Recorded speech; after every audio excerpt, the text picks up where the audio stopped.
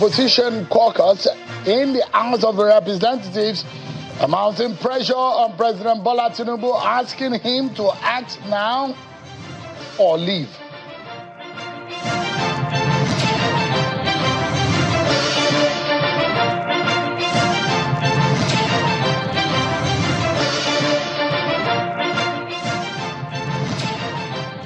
And the NDC has asked members to swear oath against defecting or leaving the party after securing the seat.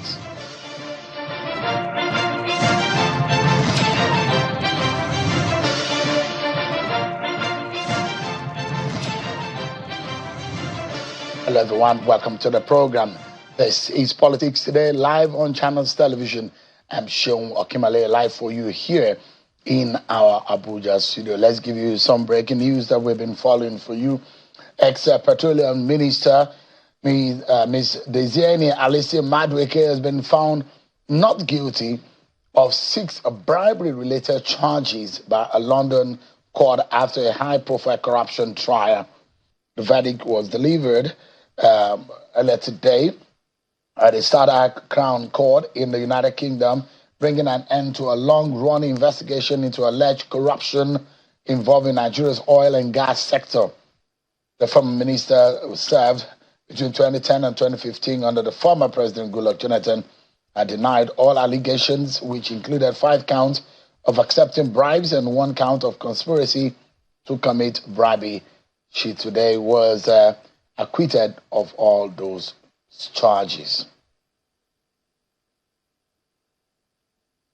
And we're going to be giving you insight on what in the last few days it does look like something is happening, especially from the office of the DSS. They seem to be prosecuting a lot of terror or terrorism suspects.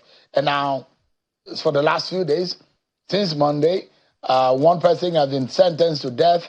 Another's the death by hanging. 1 has been sentenced to a long time in prison. Yet today again, we're understanding that the Castina case and Kogi matter, there's a maximum penalty that has been placed on a man who was arrested by the DSS for kidnapping and murder of neighbor.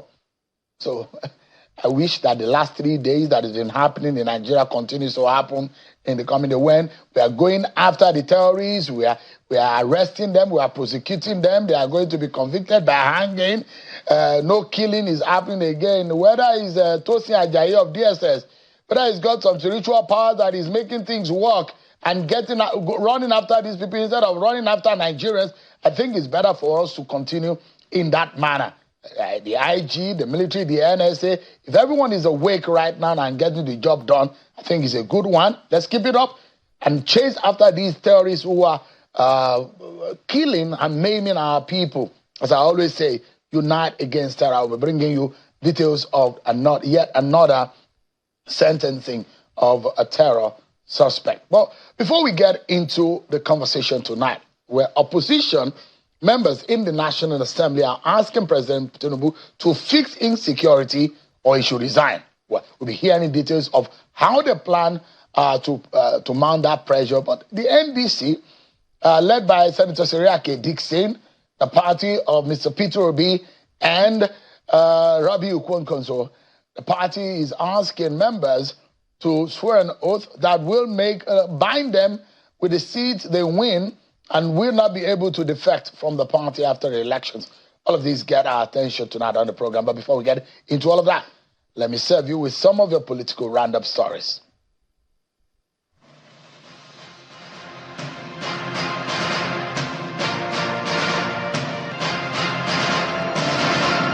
The federal government has launched a digital switchover broadcasting service to allow for fully digitalized television transmission in the country.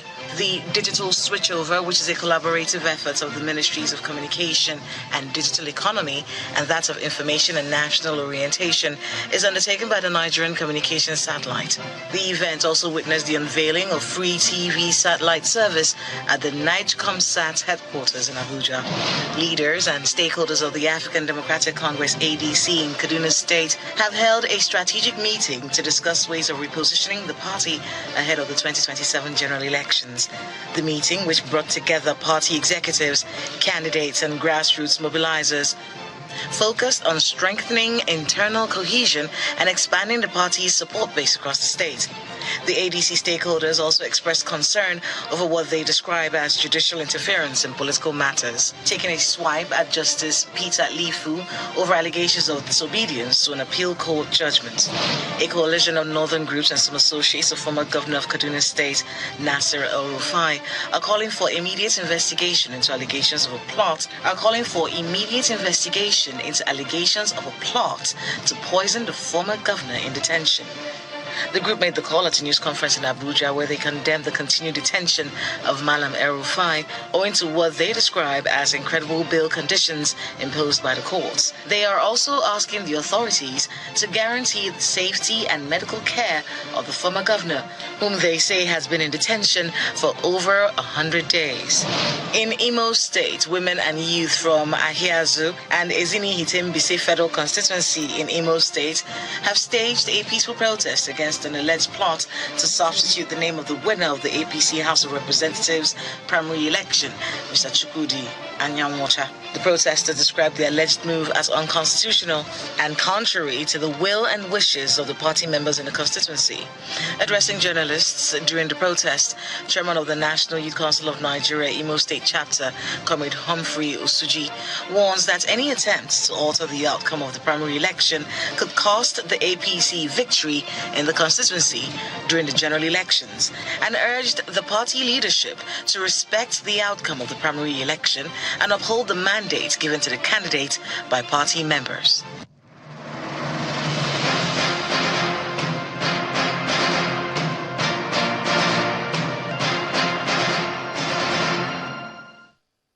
Thanks so much, everyone. There you've been served with your political roundup stories. Earlier on, I was hinting you of yet another judgment that has come, this time on a man who was arrested by the DSS over kidnap and murder of neighbor. It was just barely 24 hours after a Katsina State High Court sentenced to death a female arms courier arrested by the DSS.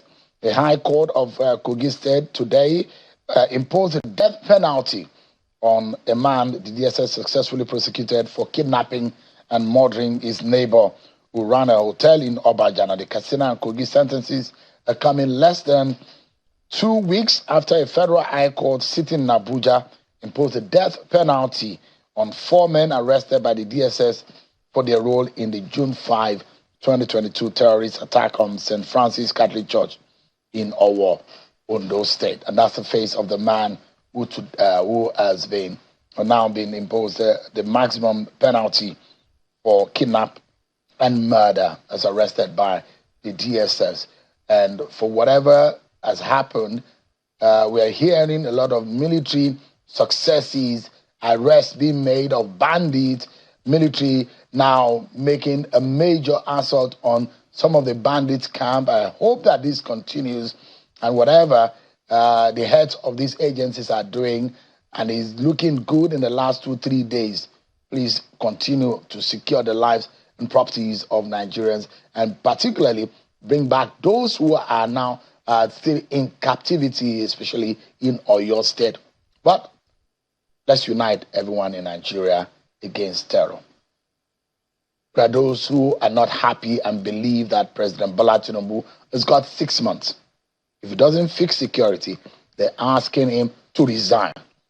A member of the House of Representatives Minority Caucus who met and addressed the press in the National Assembly, and they're saying that things are really getting out of hand, and they're asking the president to take decisive action or leave. The brand new minority leader of the House of Representatives led that press conference, Honorable Fred Agbedi, and is live for us here in our Abuja studio. Many thanks, leader, for joining us tonight. Yeah, great pleasure to be here today, and good evening to Nigerians. And congratulations on emerging as the minority leader. Thank you. I owe my colleagues, the Minority Caucus, that loyalty and appreciation for unanimously giving me the mandate to lead them. But your colleague made a dramatic turn. It was and you made a rule that sidetracked the likes of Imo Gochinyere from that race. No, I'm sure you are misrepresenting the facts. Really? Yeah. The truth of the matter is that the rule does exist. And when you're talking about principal officers, you have to be ranking. You have to have cognitive legislative experience to be appointed a principal officer. Maybe sometimes some people liken leadership to principal officers. Principal officers are different from leadership. A chairman of a committee is a member of the leadership, but it's not a member of the body of principal officers. Is that where the confusion came? It's not a confusion. It depends on the interpretation and perception of. So why is, if you said the rule existed, why was the like of Igochinyere running to be minority leader? And he has been able to amass signatures from, majority signature from members of the minority parties in the House. First, there is no crime in expressing interest to run for a position, okay, in any democratic space. The procedures are that you express your interests. In most of the times, there are other steps that you need to take, and then steps lead to either screening. You know, at some point of screening, maybe that's where you talk about qualification or disqualification, you know. And so it was his right to say, I want to be the minority leader. But your own view... But at the time, it was matched with the existing rules, you know, and conventions of the House. You know, it happened that he could not proceed any further. And we thank him for having that understanding. So by the rule, it was unfit to be, be the minority leader. Was, exactly what it was. Because the thinking and a lot of, there are few views of some Nigerians thinking that you and your colleagues are rubber stamped to the executive, especially in the 10th National Assembly. And when you hear the minority leader, they think that there's so much more that the minority in the National Assembly could do. But it does look like you are overwhelmed by the weight of the majority. It is not that we're overwhelmed by the weight of majority. It is that in democracy, the majority will have their way and the minority will have their say. And that goes to tell you why in last week, the minority decided that they were going to elect leaders by themselves and believing that those leaders were going to give them leadership. And you protested that no announcement, no sitting on the state police bill. That's what some of you and they were chanting. No announcement, no sitting. No announcement, no sitting. That's some kind of civil rebellion, isn't it? No. I think far from it. The fact remains that this was a minority caucus affair. You know, and where the minority had agreed unanimously to say these are our leaders, and then there's an impediment, you know, to expressly proclaiming the leadership, then of course you expect a reaction. And that was just the reaction coming from members of the minority caucus. And they insisted that, see, we can't go into critical issues without having a full gear of the minority desk. And that the first thing to do should be this. And then we proceed to issues of concern. So that we know that the entire gamut of the minority desk is taking decisions, you know, with the majority in the House as to what should happen, what is good for Nigerians, and then whether we are agreeable to it or not, you know. And so that was just the agitation. It was not as to saying that people were either aggrieved about any particular thing or not. No, that was it. The fact was that they have elected their leaders. It was a minority caucus affair. That has been done, and the duty of Mr. Speaker was to so announce it. And so eventually did it. And that brought, you know, a seamless sitting, you know, last week, Thursday. Does you and your colleague, do you feel in a certain way, perhaps embarrassed, that Nigerians see you as a rubber stamp?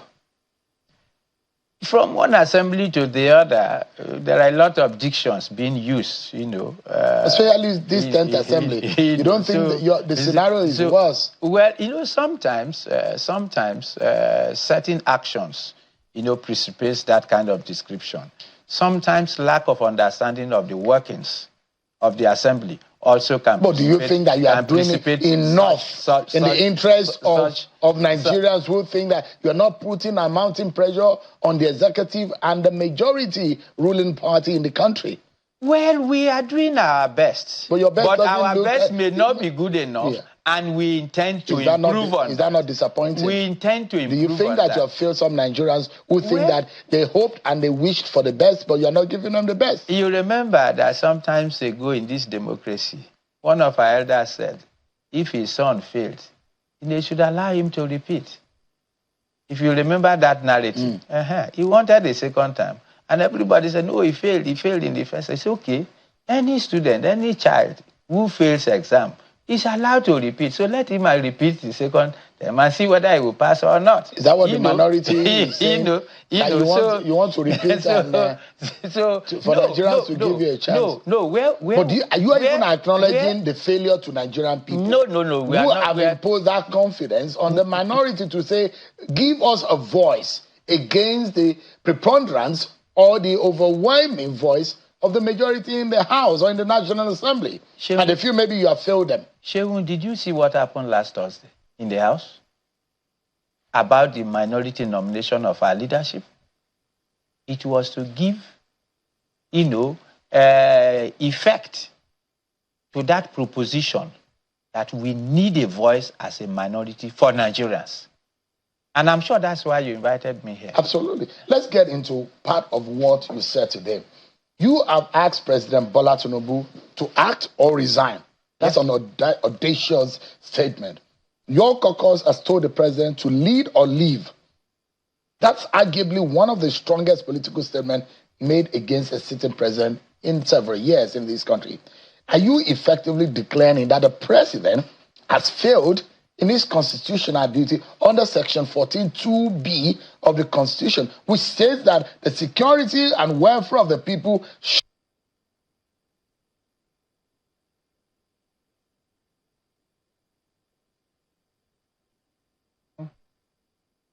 When Mr. President Ahmed Bola Tinubu said from Lagos that Goodluck should resign, what did you say to him?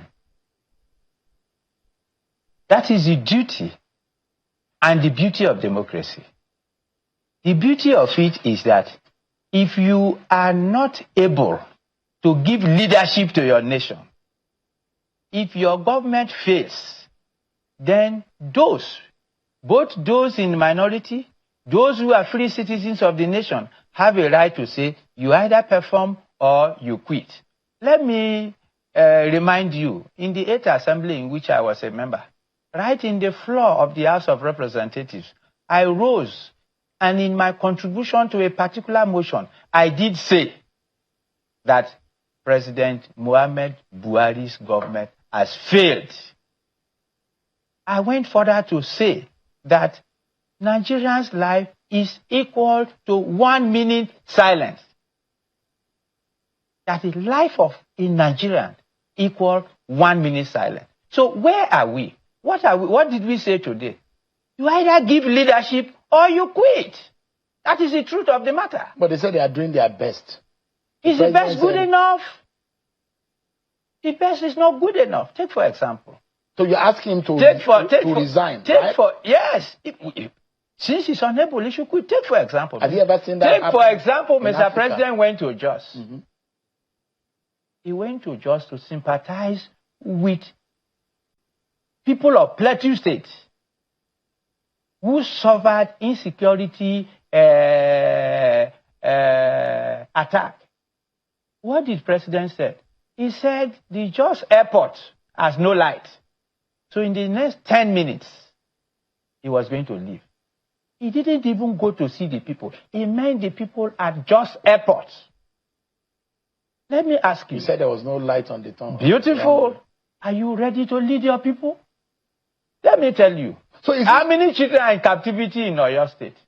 The president was in Lagos. So this is an indictment. The president was in Lagos. Did he go to Ibadan? He sent his NSA. Interesting.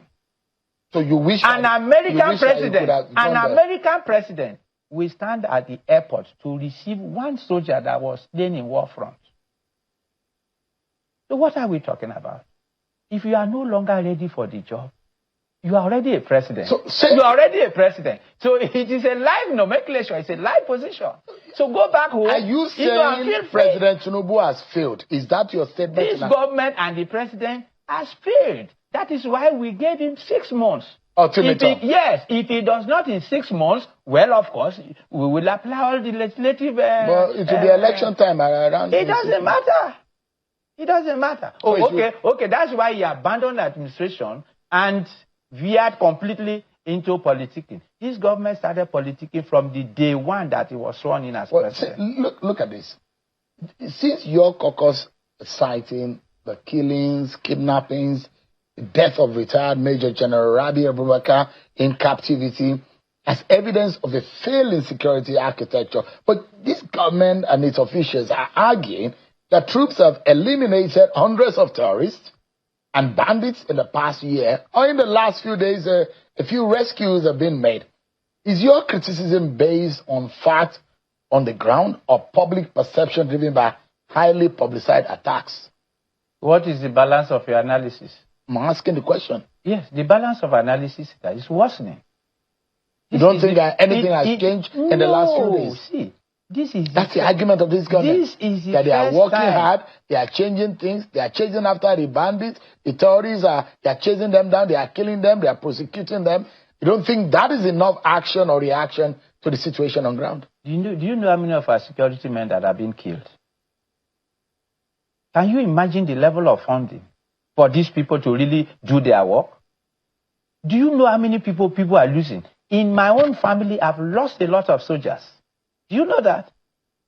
And how much is their salary? What are we talking about? You see, and instead of funding security, you are funding Renew Hope projects. That's what is going on in this country. Renew Hope projects. Which are those Renew Hope projects? We are talking about insecurity that is bedeviling the country. Do you know how much it takes to train a general? We have lost 3 generals. Have you heard it in anywhere in this world? That a nation will lose 3 generals and nothing happens. And it is as if nothing has gone wrong. Is that how a government is supposed to run? And so a serious government, and like we said, see, take security as a priority.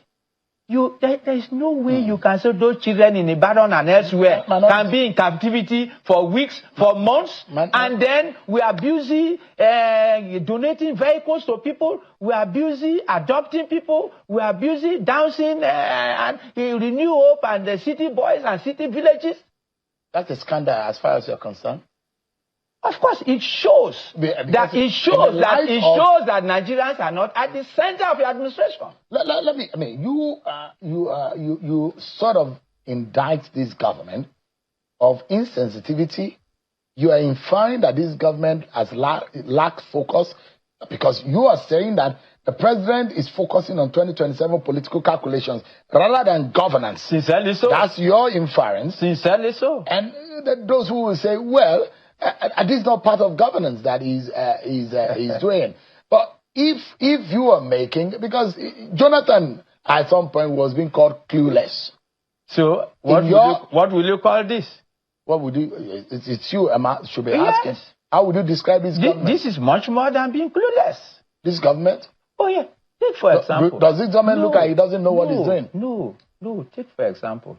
Can you tell the world how many places the president has gone to in the height of insecurity by himself? He went to Benue.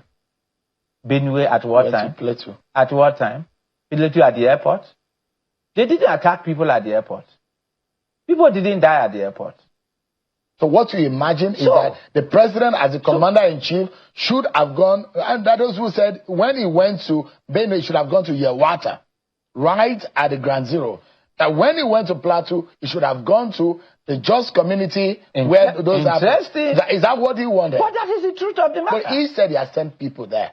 He has sent his lieutenants to go underground. Those people, but you don't think that is enough? Those people were not elected by Nigerians. Nigerians elected him to lead them. So you're asking more for President Bola Tinubu? Yes, that's what we are saying, nothing more. And that if he can't deliver more, then he should quit. It's as simple as ABC. It's not the first time that people have said so. He himself has said so to other presidents. But do you think he would do that? Well, if he doesn't, there are other legitimate, legal, legislative avenues that can be deployed. Oh, so you and your colleagues are ready to take those steps? Legislative actions against the president? Well, when we get to that bridge... That infer impeachment? It depends on what you are saying here. I mean, constitutionally speaking, don't allow us to do our work as opposition lawmakers. So if it comes to impeachment, you will move against the president? Is it not legitimate? Is it not provided for in the Constitution? Assuming that the Parliament says we are moving an impeachment motion. Is it not provided for in the Constitution? This could mean that when you move for impeachment against a sitting president, yes, you could be inferring that there's a total collapse or failure of that government. But that's where we are. Are things that bad? That is where we are. That's why you can't go to Kwara. That's where we are. What are you talking about? We are talking about Nigerians suffering, being killed, being slaughtered. Life makes no meaning. And who are these people? Sometimes governments say we don't know them. Sometimes they say they are foreigners. Sometimes they say they are terrorists. Sometimes they say all kinds of things. So we can't even designate them in a way that we can get focus to deal with it. But what about the state police move of this government? Good move. Most of us over the years have been agitating for it. Several bills about state police, have been proposed. And it is coming now. Because government officials will tell you that is one of the steps they are taking to be able to arrest the insecurity in the country. Let me tell you, I am also an official of government. So when you say government officials, these bills has come time without number in several assemblies, individual, private bills. So to some of us who have been in the legislative institution for some time, it's not new. It is because the present administration has no choice. And that is why, they feel that let's try this. But this is something the legislature, time without number, had tried to bring on board. That it will deal more decisively with this insecurity situation when we have state What police. else do you think this government could do in the next 6 months? Let me tell you what this government should do. And we said so. Forget about this, what do they call it? Renew hope and all that, adoptions and what? And concentrate first on insecurity. Nigerians has to be safe before you talk about 2027 elections.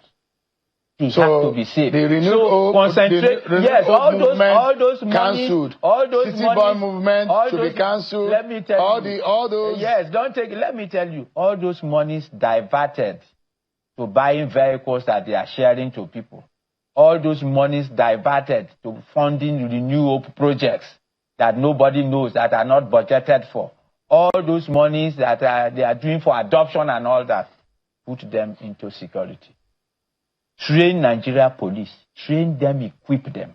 No matter how much Nigeria police needs for training and equipment, provide the money and train them and empower them so that they can take charge of internal security. Honorable, we need to go now. My final question will be, you are a huge supporter of Goodluck Jonathan. He's your clansman.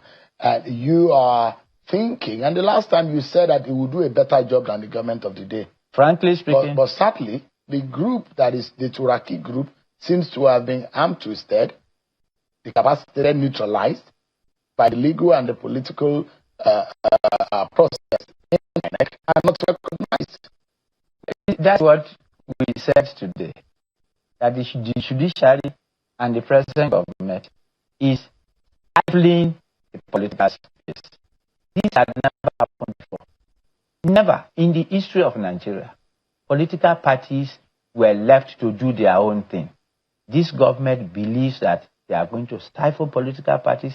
They will shrink the political space, but it will not happen. So whether you sit here to say Turaki's faction is not recognized, the impostors, the APC people, who are the imposters?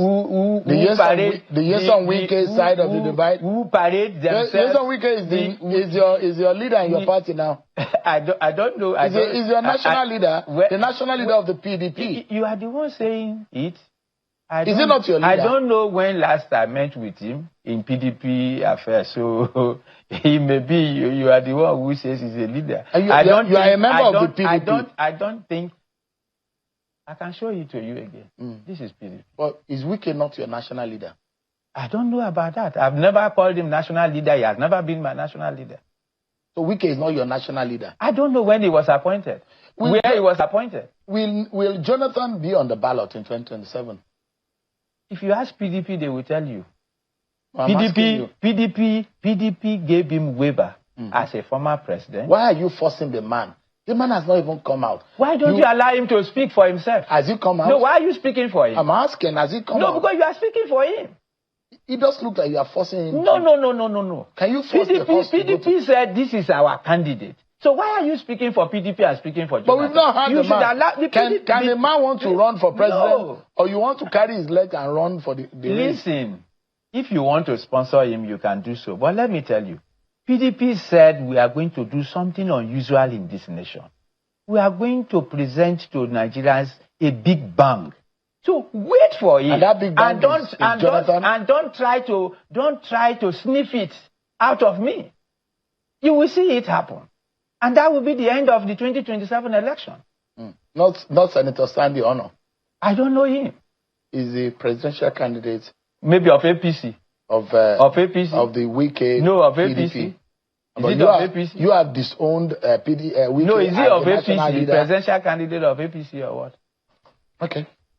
It seems that you have more problems in your party than even the nation of Nigeria. Wait until we get there. All right.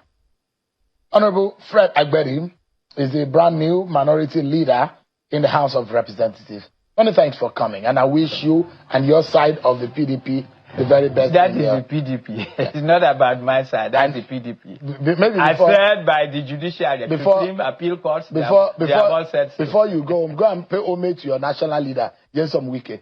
But that's our program this hour. We'll take a break, and when we come back, we'll look into the matters affecting the NDC. They are making their members swear an oath, commit to the fact that after being elected, they cannot leave the party. We look at the legality and the sense behind all of this after this break, everyone. Thanks so much, everyone, for staying with us. Let's get into Semedo of the NDC. So the party is demanding what is an unprecedented loyalty pledge from its candidates. But can a political party legally bind elected officials to surrender their seats if they defect? Is this the cure for Nigeria's culture of political cross-carpeting or a challenge to democratic freedoms? The party yesterday had asked that members will sign an oath binding them to their seat after being elected, thereby working effectively to stop them from defecting from the party. And I'm being joined tonight by the National Secretary of the NDC, Mr. Ikena Enekwizo. Thank you so much indeed for joining us tonight. Thank you for having me. I appreciate it.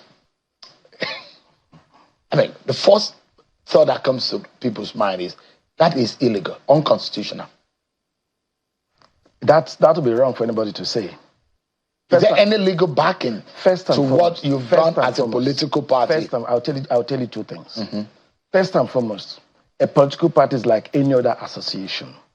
And every member that subscribes to the membership of the party is bound by the provisions of the constitution of the party and decisions taken by the party's properly constituted authorities. Within NDC, the decision to make people sign that affidavit is provided for in our constitution. In your party's constitution? I will read it for you. Well, are you a lawyer, sir? I'm a lawyer. Okay. I'm a very senior lawyer. Yeah. And the question that I'd like to ask, this is, can be best regarded as an administrative law. First and foremost, it is the law. Yeah, for your party. No, hold on. First and foremost, for any lawyer would know. Yeah. And that it is strike law that members of any association are bound by the provisions of the constitution of that association, just like a political party. And there are several decided clauses in the constitution that also say there's no law in the land as long as it's inconsistent to the ground. We can only test that in the law courts. At this stage, we have not gotten to that point. What we are trying to do is to learn from the mistakes of other parties. Which is? For instance, let's look at what happened at Labour Party. When in the last general elections, P2B contested on the platform of the Labour Party, so many people were elected under the platform of the Labour Party. But what did they do? As soon as they got into, particularly those of them who were lawmakers, as soon as they got into the National Assembly and State Assembly, many of them defected. And of course, you know that except there's a division in the party, you are not permitted by the provisions of our constitution to defect while still serving, having been elected on the platform of a particular political party, you defect another political party. Whether it is legal, whether it is constitutional or moral, the point is that our constitution provides, and we are trying to prevent a situation where people see our political party only as a special purpose vehicle for winning elections. We are trying to build a party that will last, that will stand the test of time, where people do not just say, oh, because a particular person is contesting under the platform of that party, let us go there. The moment we win elections, we all leave. We won't permit that in our party. But you know, of course, the exception in Section 68 of the Constitution and how the Supreme Court has ruled in the case of Abegunde versus the Ondo State House of Assembly. And you know the precedents on that. And there are indications as to what could be the reason for leaving the party. Even when those kind of things are happening, you still say that the member is still bound by the party to stay within that seat. The only circumstance under which a member of any assembly elected on the platform of any political party, can leave for another political party during the pendency of that tenure. It's when there's a division in the party. And the Supreme Court has identified what is the internal division. Yes, I agree. Which will affect but then, the upper administration of the party. A political party has a right to provide for what it wants in its constitution. And we have done that in our constitution. And this constitution was adopted by the NEC, ratified at our convention. So when you come into the party, it's assumed that you know the provisions of the constitution of the party you have subscribed as a member. And you're bound by the provisions of that constitution. It's not something we just contrived yesterday. Yeah. It's something that's always been there in our constitution. And I'm asking you again, sir, as a very senior lawyer, you don't think that there is any of this provision in your party constitution that is contravening or that is in conflict with the Nigerian I don't think so. But if we get to the point where it becomes a legitimate issue, the courts will decide on it. But I'm certainly convinced that what we have done is the right thing. We don't want people just coming to our party, win elections, and tomorrow they just leave. People who are elected on the platform of our party must go to the National Assembly or State Assembly and carry out their activities based on our visions, our ideologies, our governing principles. Yeah. I want to see that happen when they get elected. The hallmark of political participation, and as enshrined in the Constitution of Nigeria, is the ability to associate, the freedom of association. But there are those who are now arguing that requiring politicians to swear an oath not to leave a party undermines that very fundamental principle and could discourage dissent. Is this the NDC prioritizing loyalty over democratic freedom? See, let me say this. Which one do you place higher? When you talk about loyalty or constitutionality or democratic freedom? See, what we have done is not unconstitutional. Let me tell you this. The law is very clear. Not unconstitutional yet. It's not unconstitutional at all. Based on your own interpretation. Until it's tested. No, hear me out.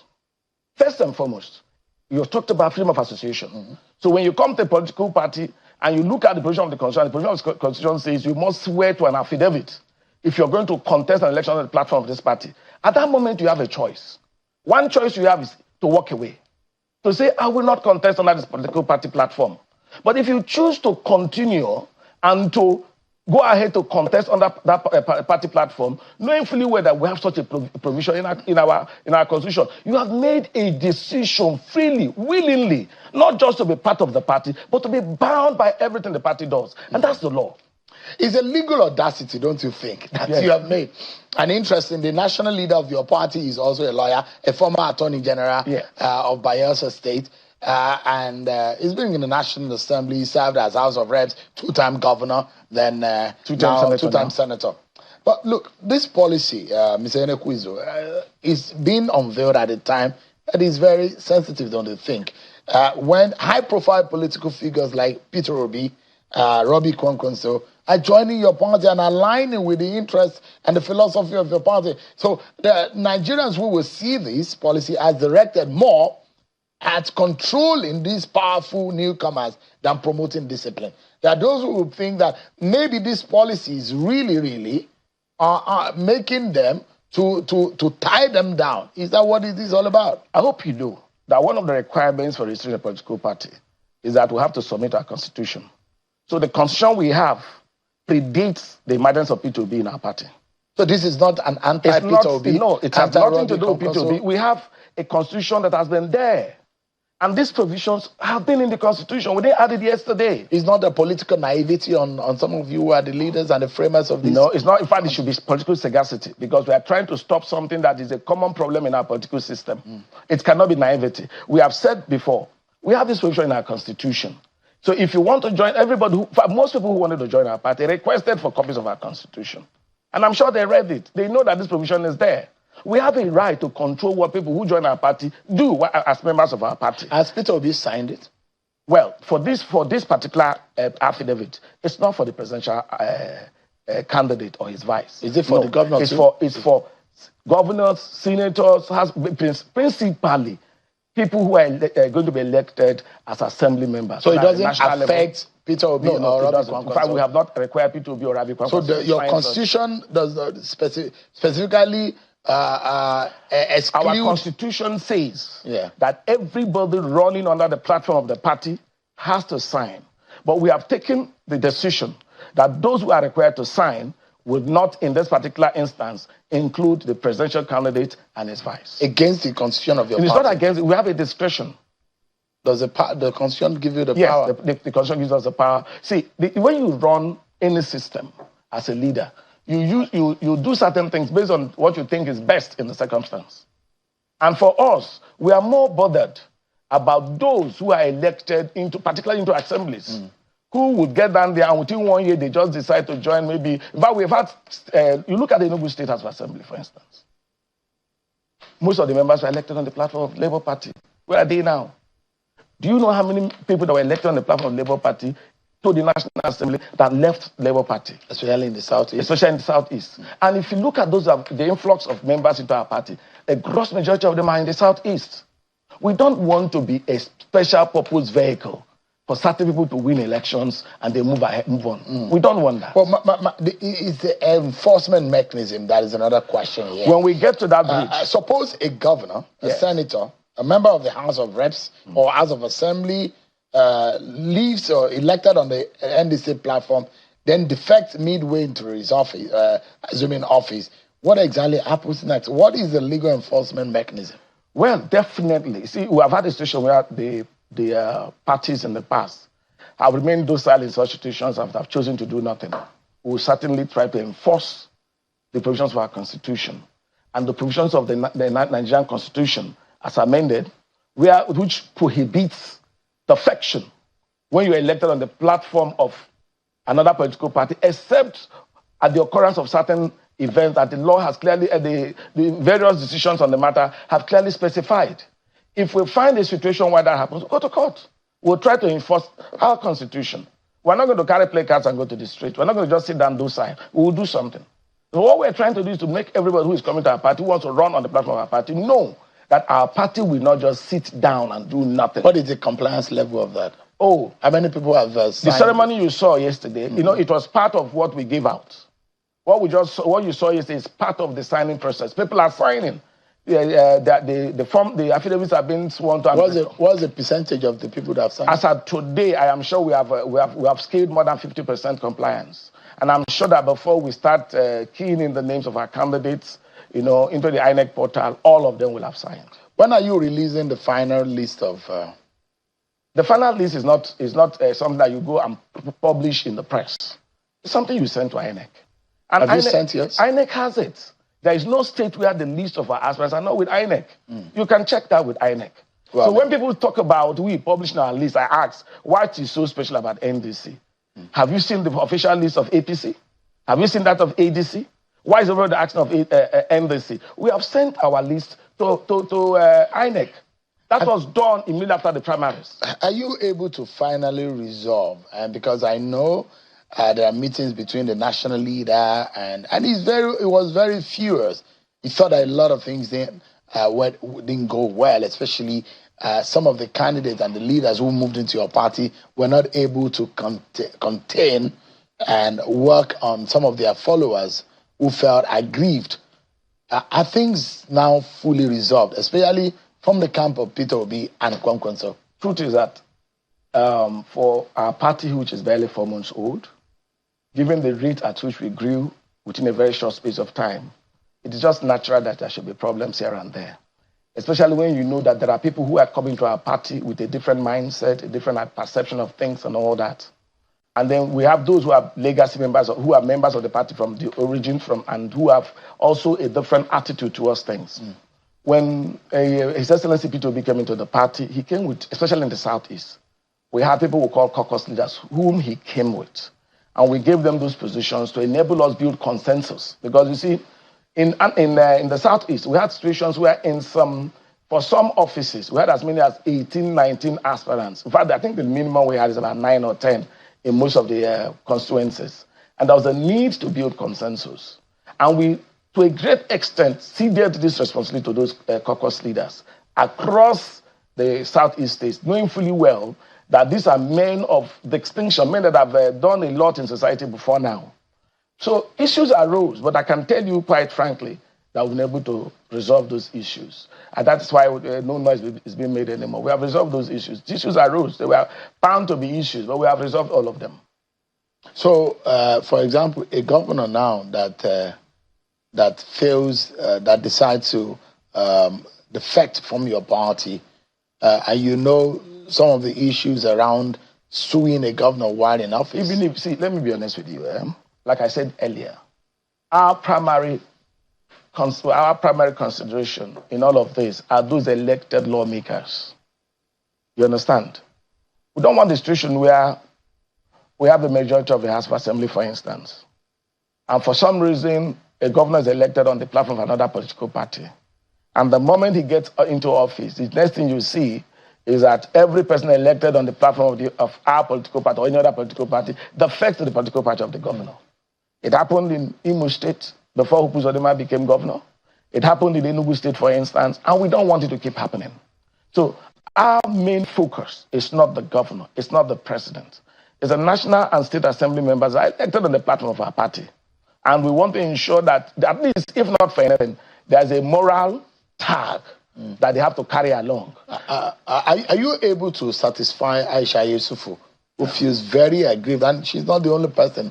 There are a long list of those who think that they are being shortchanged and they are being frustrated. What we had was a contestation of people who wanted to hold candidates, hold tickets. For most who did not get elected at the primaries, naturally, it is just natural for them to feel aggrieved and to say a lot of things, most of which are not true. Was it about competition or the fact that the woman who was said to have given your party a building, you have ceded that ticket and you literally sidetrack Aisha Yusuf? If you believe everything you read on social media, one day you might find yourself reading about yourself that you're lost. You cannot believe everything you read on social media. If you want to know about what happened in FCT, you ask us. Did the woman legitimately win that contest? Of course she did. Was there a fair and fair election? As far as I'm concerned, there was. So was it true that Aisha Yusufu was offered House of Reps ticket? Let me tell you this. I'll say this freely on air. When P2B joined the party, part of what we wanted to do with him was to allow him help us build consensus on who will be the candidate of the party for the Ahmad Buhari seats. He told me personally that he wanted Aisha Yusuf to run for the House of Reps for Ahmad Buhari. Peter Agbedi told you? Told me personally, quote me on this. And then 2 or 3 days after he said this to me, I was surprised to read on social media that Aisha is running for Senate. We didn't discuss that. When we got that information, as a party, we decided to do some in-house consensus building.